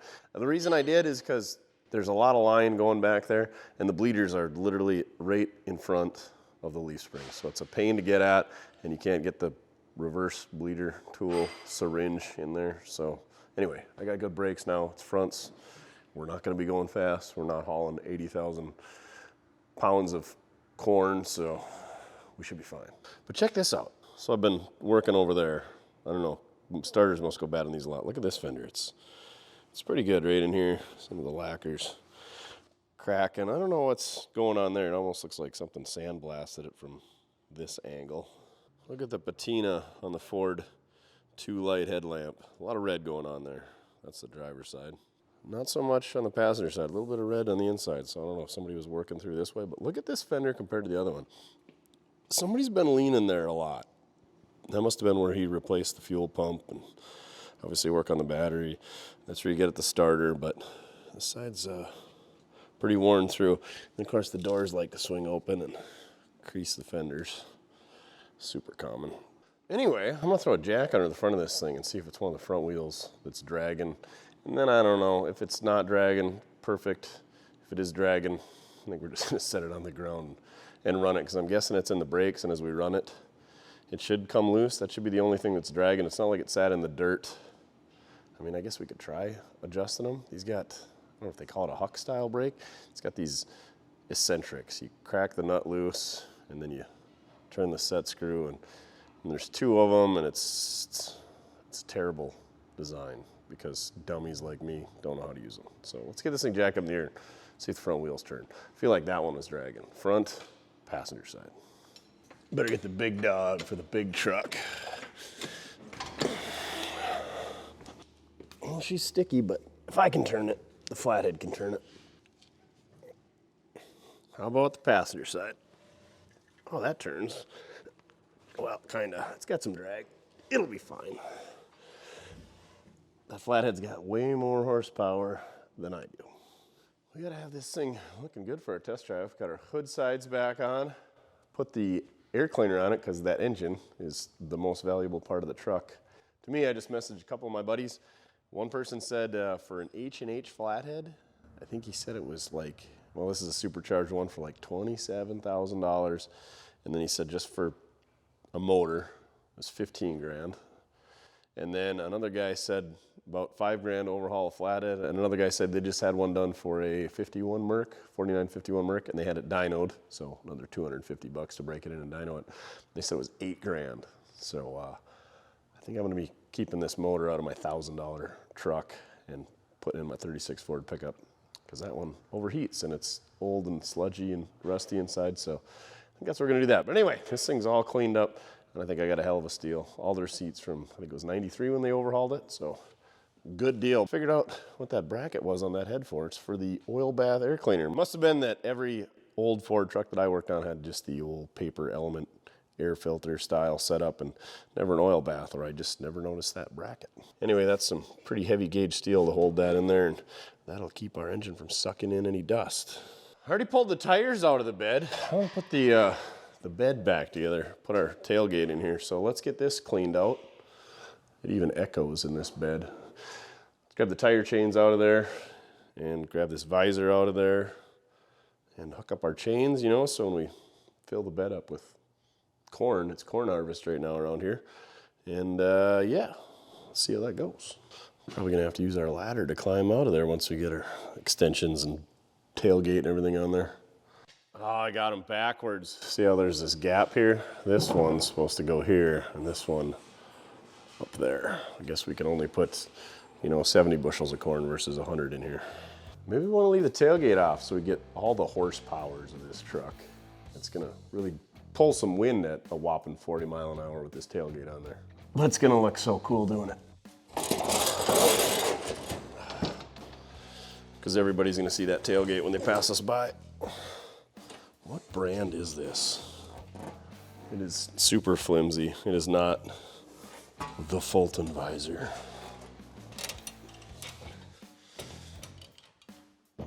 So the end gate goes on the bottom. Oh. Should probably just leave this off so we can fill it full of more crap. Guess I should unhook that first.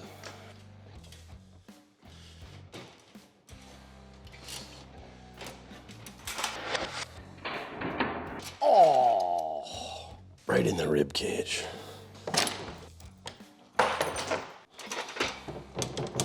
Why doesn't that go down? Just needs a little tap, tap, taparoo. Give it a little tappy. Tap, tap, taparoo. I don't think we got to worry about it flying out. It's pretty snug. Well, they got these cool little hooks. You hook it over the chain there and it kind of over centers. Pretty neat little setup. Oh, and then it hooks back into this loop right there so it can't come undone. How ingenious is that?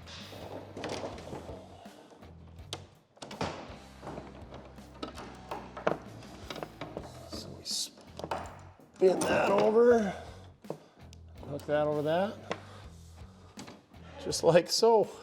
So simple. Just a bent piece of round rod. Makes a neat little hook that can't come undone very easily on its own.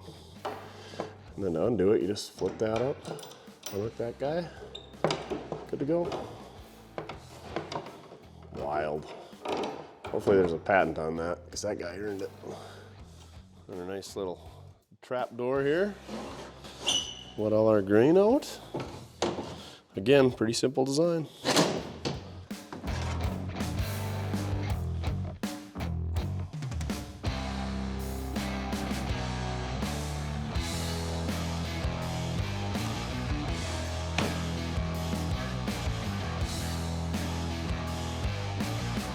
Oh no, this strap got a little bunged up.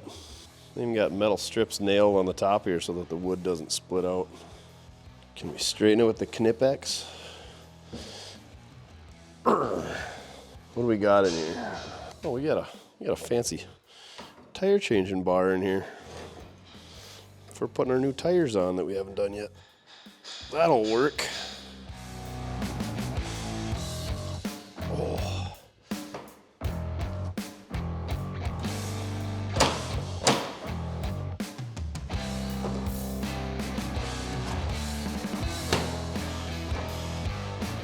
Perfect. So you got a chamfer on the ends here for putting your tarp over it. Cool. On a few more odds and ends in there.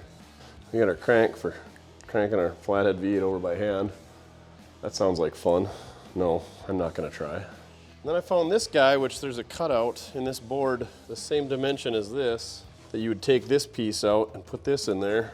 And I don't know what it would, it opens, it's got like a clasp right here. It looks like an ironing board or a fish cleaning board if you're into fishing, which I'm not. No fishing.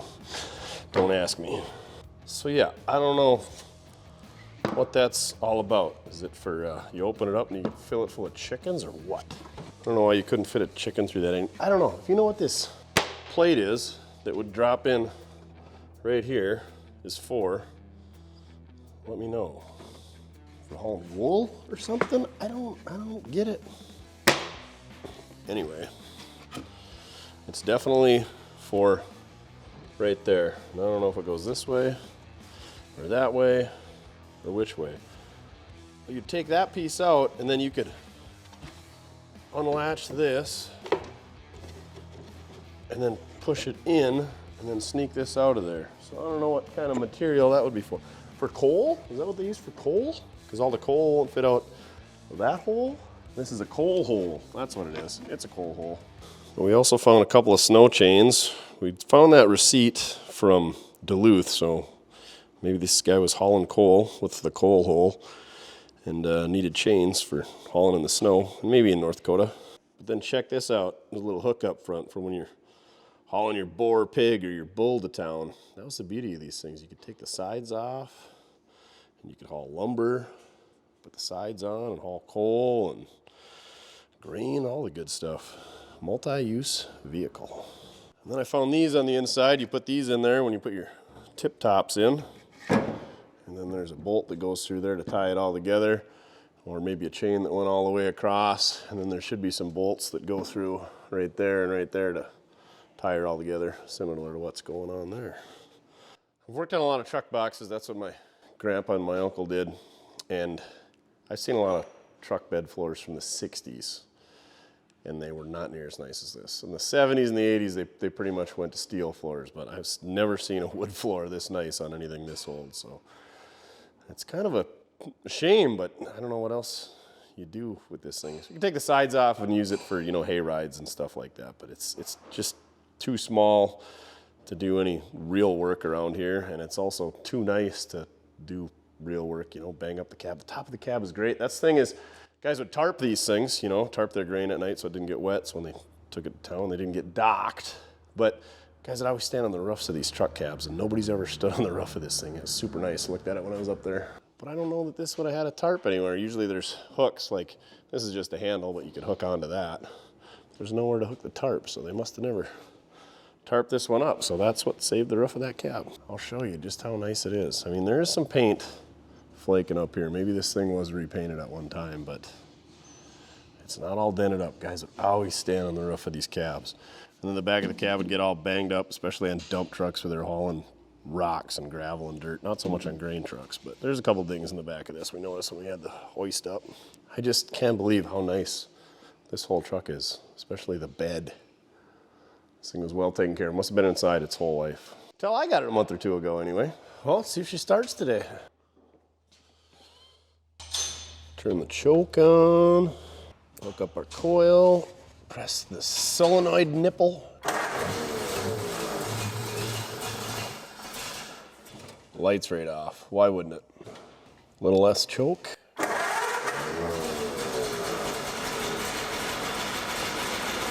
Oh, she's so sweet. The old hood latch assembly needs a little lube.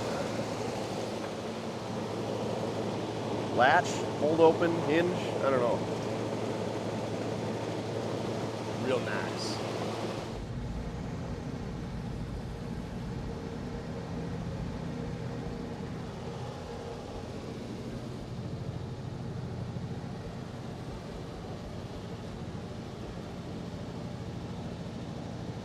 So the old Chelsea PTO cable is backwards, so in.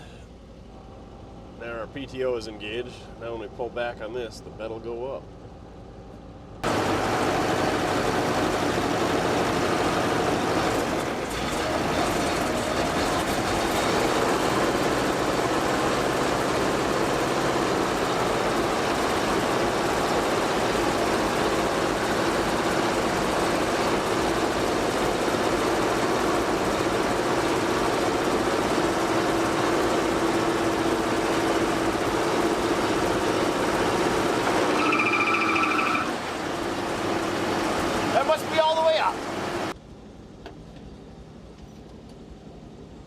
That's freaking wild that this thing doesn't even leak enough hydraulic oil that we didn't have to add any to go all the way up. Hoist! They beat shoveling your corn out. I don't know if I want to stand under here, but I guess if it held oil for this long, it's probably not going to kill me today. You never want to be out of oil in these things because then you can't get the bed up to get at your oil reservoir. Oh, it's got a dipstick? Oh no, it's a little screen. So there's still oil in it, and all the oil that needs to be out to fill the cylinders is in the cylinders, so it should be plenty full. So you can see it's only got a hydraulic hose going to the base end of the cylinder. There's nothing at the rod end of the cylinder, so it's only power up. There's no power down. It just uses gravity to go down. So these come with an enclosed drive shaft. There's a front drive shaft and a back section. I suppose this section would be different for different length wheelbases.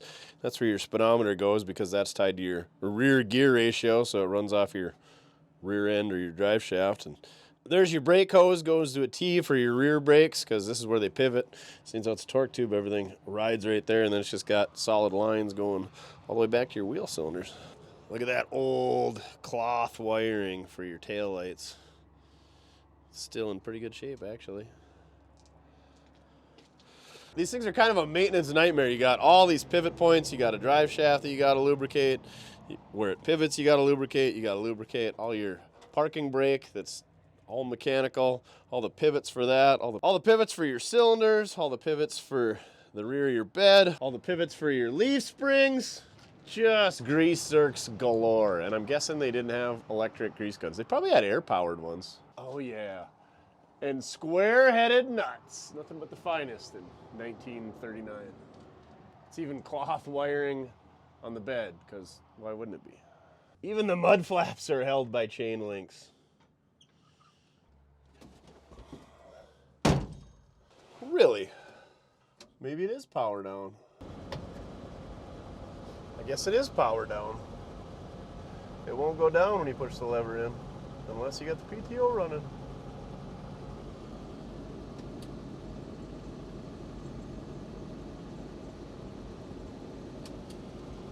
Always disengage your PTO before driving down the road, kids.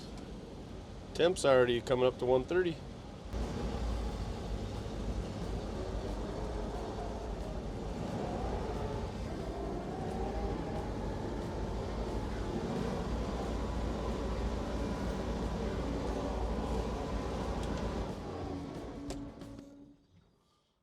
Sure seems like coil wire fell off.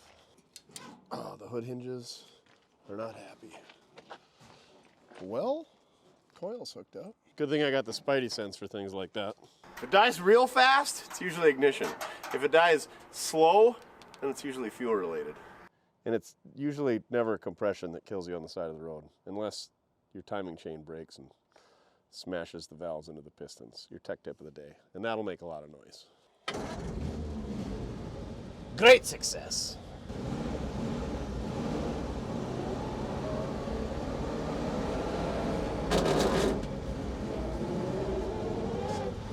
I should probably be double clutching, I guess.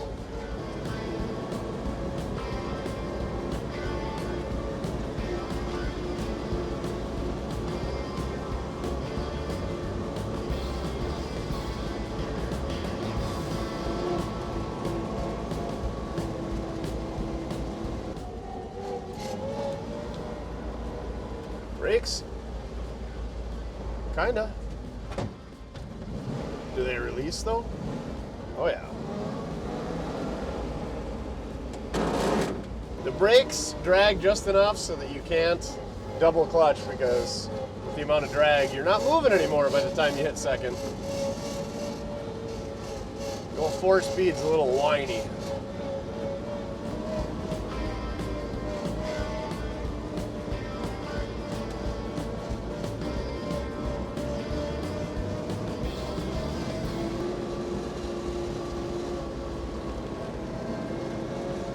See if we can't grab third on the straightaway. Oh yeah, speedo works. We almost hit 20 mile an hour. All the torque of the flathead V8.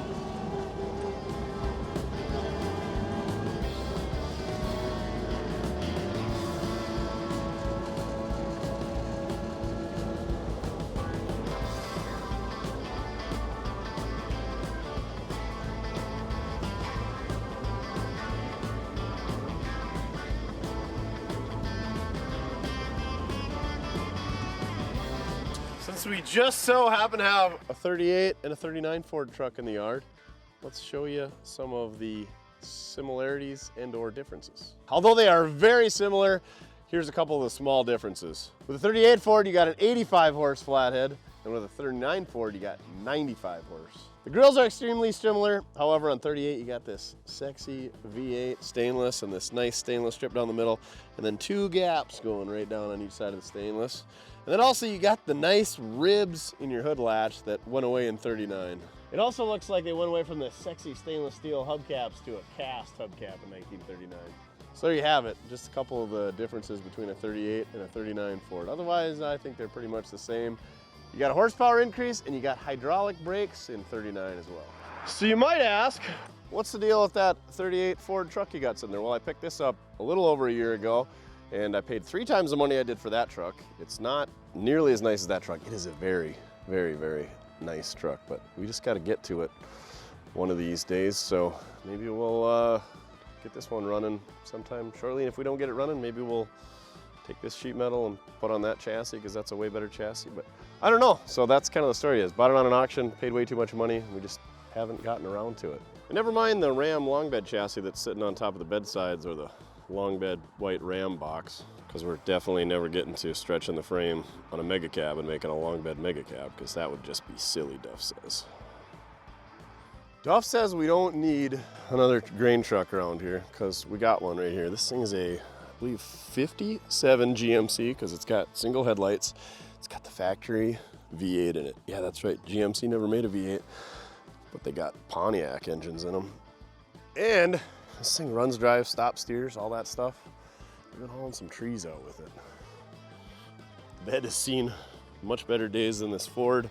The tires have seen much better days, but it gets the job done. I think I got 2 more loads left. Well, yeah, there's enough other stuff here. But anyway, this thing came from Anderson Seed Farms locally. I went to high school with him. He said, you like old stuff? We're getting a dump trailer. We don't use this thing enough. It's a pain in the butt. Come buy it for 500 bucks. So I did. And hauled a couple loads of trees. It works all right. The exhaust manifold it's not cracked. It's like busted off. It's obnoxiously loud, but it runs great. And it's not worth pulling the engine to put exhaust bolts and manifolds on it. So we gotta figure out what we're gonna do with this thing. It's rough. The doors about fall off when you open it up. The tires are ready to have kittens, but it's just too good of a truck to kill, but it's not good enough to make anything else out of, so that's what we've been doing with it. So that's why we don't need another grain truck in the yard, because we got one, but we don't use enough the way it is. All right, back to your regular scheduled shenanigans and enough about my grain truck collection.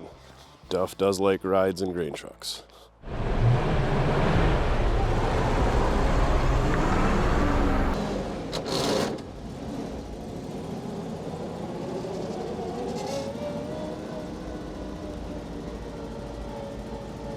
Dang it, is it develop an exhaust leak, Duff? I do like the Brody knob. It's kind of chintzy though. Gotta get them brakes freed up, and I need to learn how to double clutch. And we gotta get the flat spots out of the old bias plies.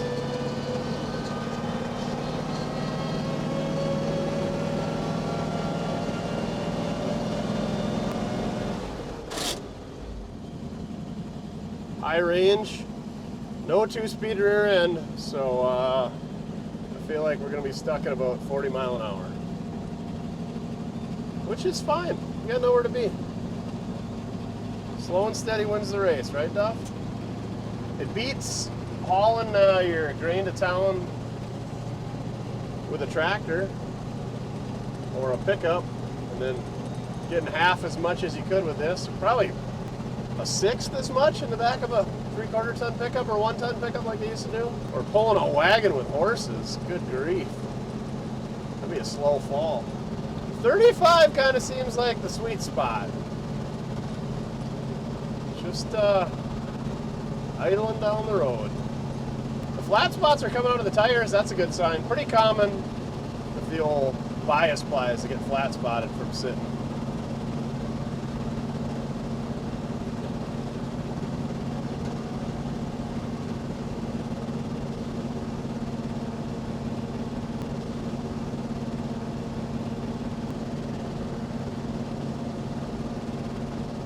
Mile an hour. Can't believe how quiet it is in here. Like, this thing seals up exceptionally well for a 80-year-old truck. It's a lot tighter than the square body that I drove 200 miles round trip to go to the dentist yesterday. Sitting at 160 degrees, cool and good. I cannot believe how nice of a truck this thing is. Do the math quick. 86 years old. That is impressive. Even the spare tire is new on this thing, and it's in the spare location. This guy had such nice stuff. Like I said earlier, he had that Model T Touring, and that car was pretty dang nice for how old it was. But this thing is like phenomenal.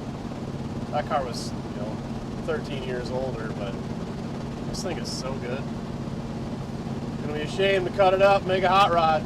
I kind of want to pull in and have Bob throw some corn on the back, but then we would have to go try to dump it at the elevator, and I feel like we would just hold up the line there, and my luck it would overheat or blow a hydraulic line or something, and it'd be kind of neat to do for a video, but it just would be a frickin' headache, and I don't want to ruin some other farmer's day by slowing them down in the line. That's what we did the other day for Bob. Hauled some corn.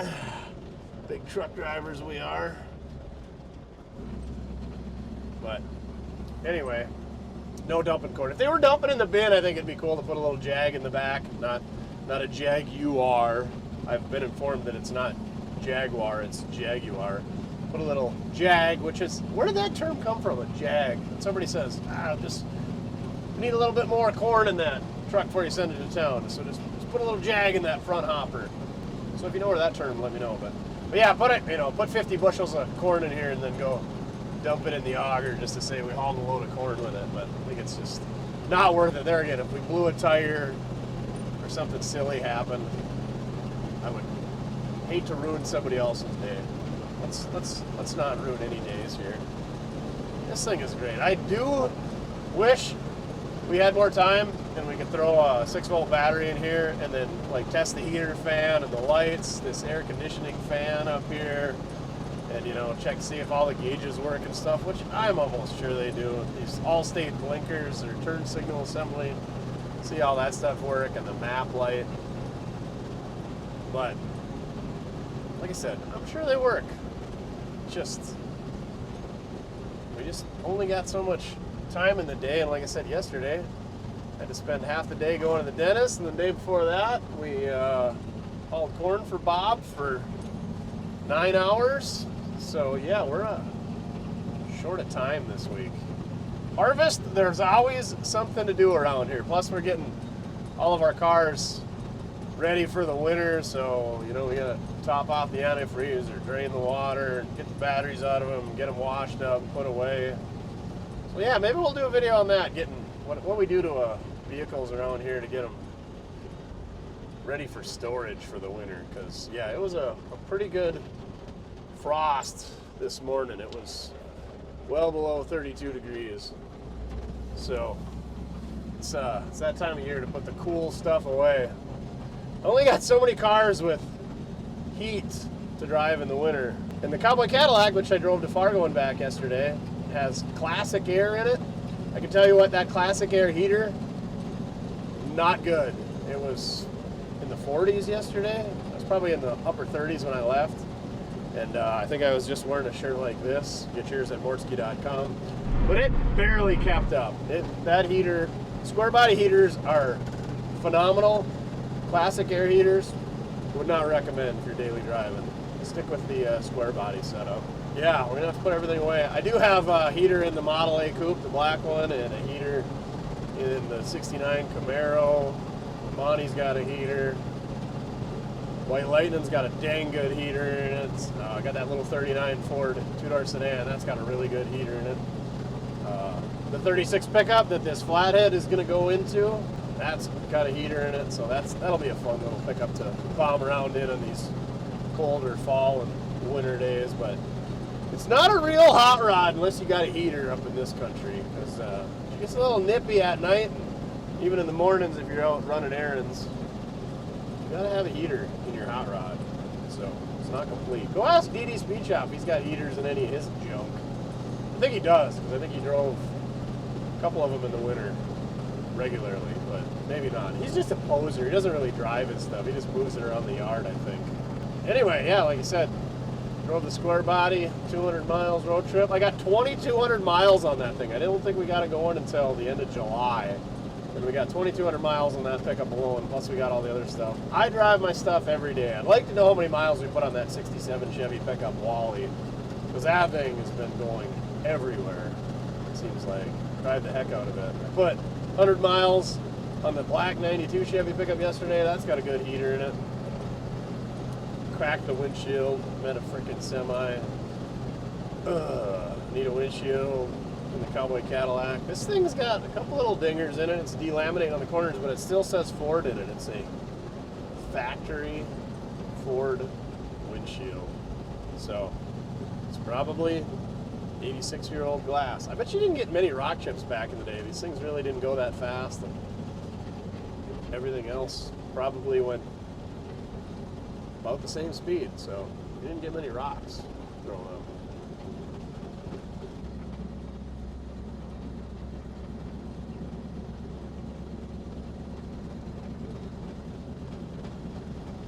Just hanging out cool at that 160, 170 degrees. It's hard to tell because it goes straight from 160 to 212, so we'll just say it's 160. I'm guessing this probably got 160 degree thermostats. I mean, it would make sense, seeing how that's kind of where it's been hanging.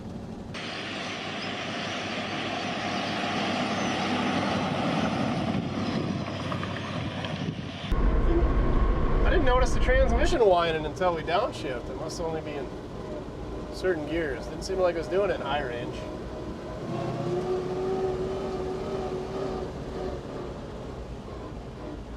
Also, I don't think that wheel's hanging up as bad.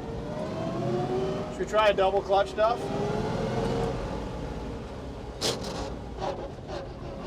Not such a good one. Maybe we'll get it from third. Oh, I bet they're straight cut gears, so they whine under load. Yeah, because when you let off, it goes away. Is that what straight cut gears do? All right, here we go, double clutch. Oh yeah, smooth as butter. It's like we knew what we were doing.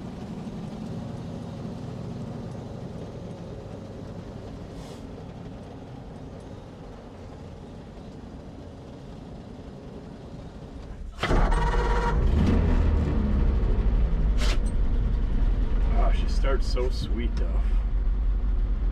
Who's your sweet boy? Who's your sweet boy? Yeah, let's get this load of corn headed to town. Definitely needs an accelerator pump. Oh, we gotta fix that exhaust leak. Son of a biscuit.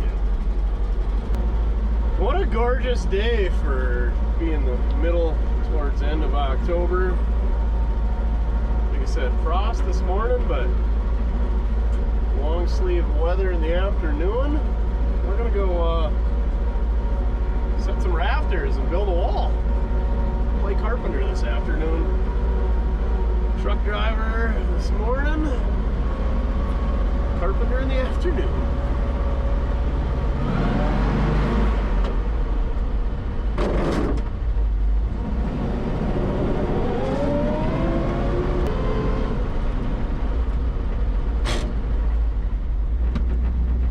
Really got to work on our double shifting. Oh, dang it. I don't know if it's the resonance or the flat spots in the tires, but it really gets to hopping.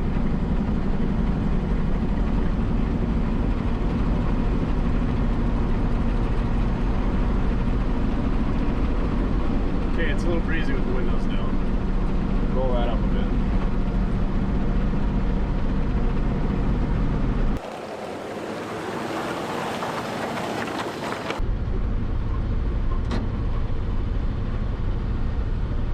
Got her to stop. What a deal.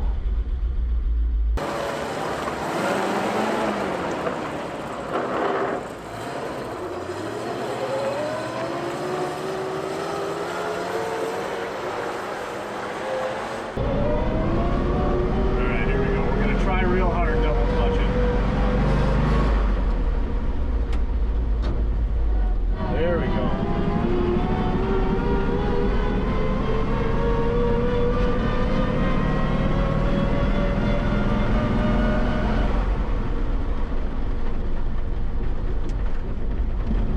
Getting it. That's the reason for double clutching. Non-synchronized gears. I have no idea how to downshift. I guess you gotta line up your gear ratio or your gear speed and your engine speed and your rear end speed. I mean, it's possible, but you're gonna take a few miles to figure out how to do that. You're gonna need to make some sweet, passionate love to your 39 Ford truck to get all that in sync. I don't think we're going to be putting enough miles on it to figure that out.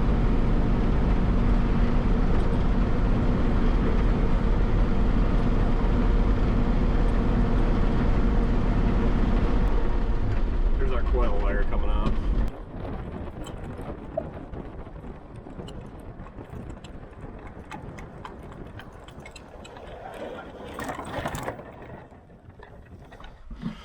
Coil wire came off. Here we go.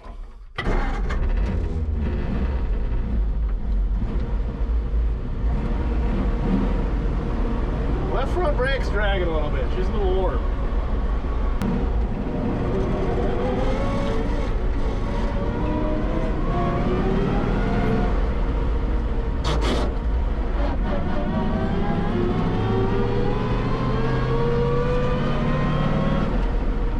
Well, there you have it, folks. We made her back to the ranch. Successfully got this thing parked over here in truck row. Yeah, we got to get to 67 to 72 Ford and a regular cab short bed 97 Chevy pickup one of these days. And we need to get rid of 49 Ford cab over. It's listed on the website, mortske.com. All the cars we got for sale, available currently are at mortske.com. But anyway, this one is not for sale. I'm keeping the engine. I'm putting in my 36 Ford pickup. That thing's got a clunky 4-speed. We're gonna put a 39 3-speed top loader synchronized transmission in there. And I got a Columbia rear end, so we're gonna swap the entire drivetrain. That thing's gonna be real good.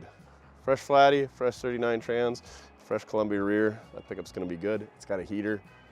It's cold out, so that's gonna be great. And the rest of the sheet metal is going to the Mopar Madman. He's got a 39 Ford pickup that was his grandfather's, I believe, and it's rough. And he's been gathering parts and he's been getting better and better. And I called him and I said, hey, I got this truck. He was actually bidding on it before I bought it. And I said, you wanna buy this sheet metal from me? So I think I gave him a pretty good deal on it. He's pretty happy with it.